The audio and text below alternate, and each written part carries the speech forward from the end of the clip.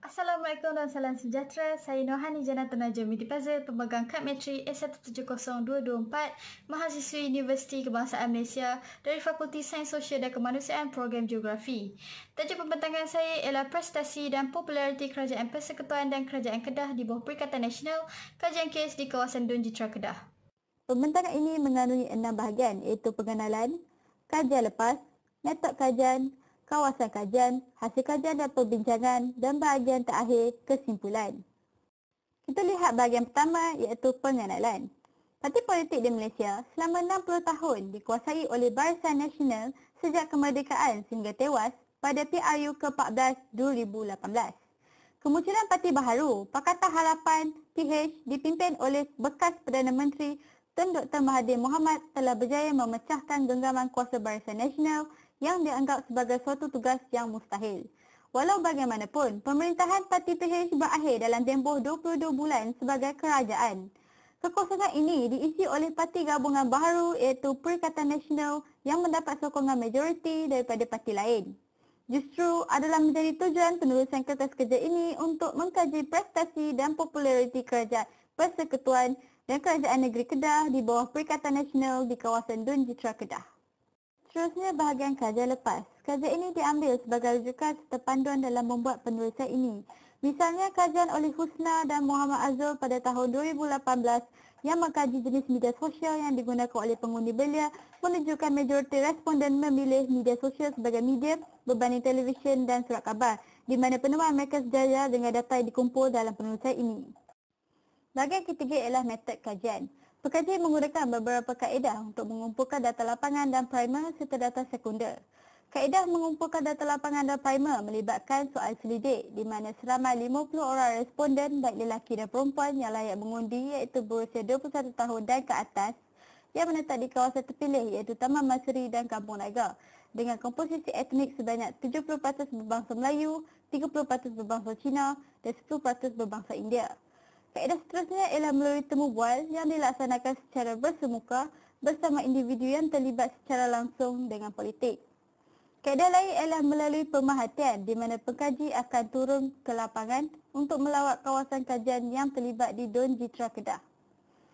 Pengkaji turut merujuk skor sheet PRU 2018 untuk melihat bilangan pengundi berdasarkan saluran dan daerah mengundi di kawasan Taman Masuri dan Kampung Naga.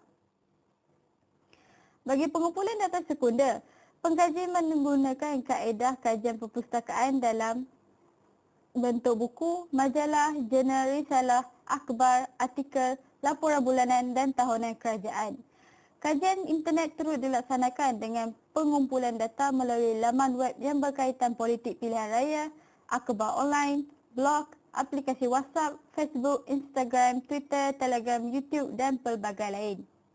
Selain itu, dalam menganalisis data soal selidik, pengkaji menggunakan perisian SPSS untuk memudahkan maklumat dibentangkan dalam bentuk jadual atau graf. Bahagian keempat ialah kawasan kajian. Berikut adalah peta persempadan kawasan Dun Jitra Kedah sumber daripada SPR 2018 yang diubah suai. Kawasan ini dipilih untuk merungkai sejauh mana penerimaan parti gabungan PN di dalam karangan penduduk di kawasan kajian. Bahagian seterusnya ialah hasil kajian. Saya akan bentangkan 3 hasil kajian yang menjawab objektif kajian. Objektif pertama ialah untuk mengenal pasti sumber maklumat politik responden di kawasan Dun Jitra Kedah. Hasil pentafsiran data mendapati majoriti responden lebih mempercayai sumber maklumat daripada media elektronik iaitu sebanyak 38% responden. Hal ini berkait dengan sentimen responden terhadap saluran media elektronik ini. Rangkaian TV1 dan TV3 sudah sinonim dalam kalangan masyarakat sebagai sumber maklumat politik dari dunia pada awal perkenalan kepada rangkaian televisyen yang tidak banyak pilihan. Namun kewujudan Astros iaitu televisyen satelit mula membuka mata masyarakat dalam penerimaan berita akan tetapi masih terhad mengikut status ekonomi sesebuah keluarga.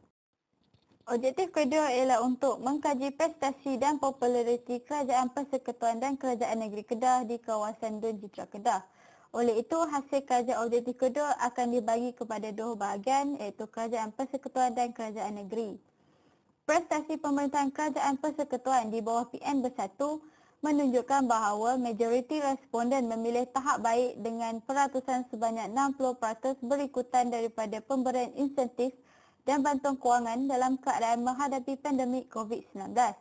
Manakala sebanyak 36% daripada responden memilih tahap prestasi yang sederhana disebabkan oleh ketidakpuasan hati terhadap pelaksanaan Perintah Kawalan Pergerakan PKP dan SOP yang tidak jelas, ditambah pula dengan isu pihak berkuasa menyamar orang awam tanpa budi bicara, iaitu perkara yang bertentangan dengan saranan Menteri Pertahanan.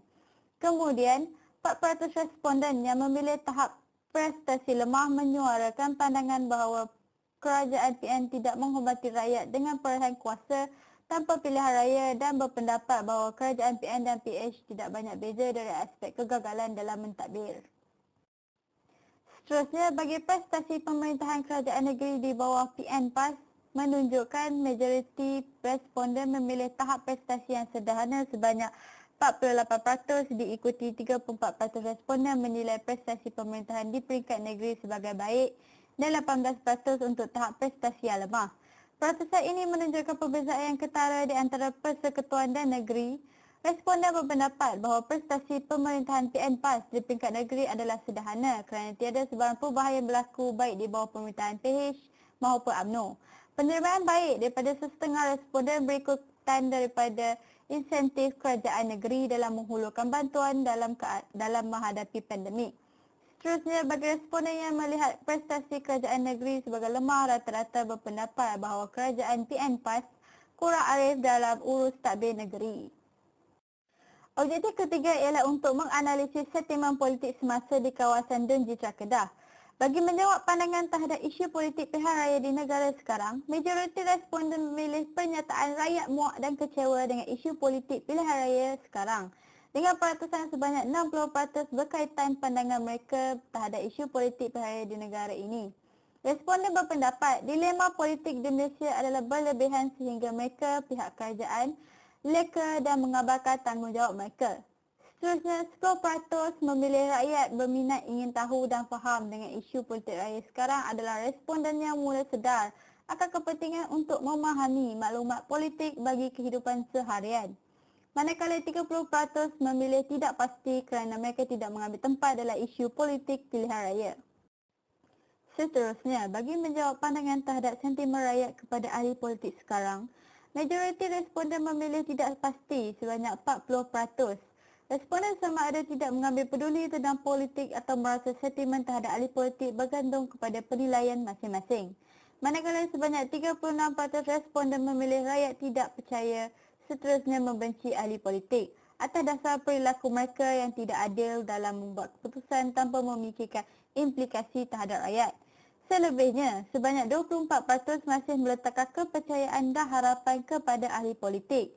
Mereka berpendapat bahawa ahli-ahli politik ini adalah wakil rakyat yang bertanggungjawab untuk meneraju dan mentadbir kawasan yang diamanahkan.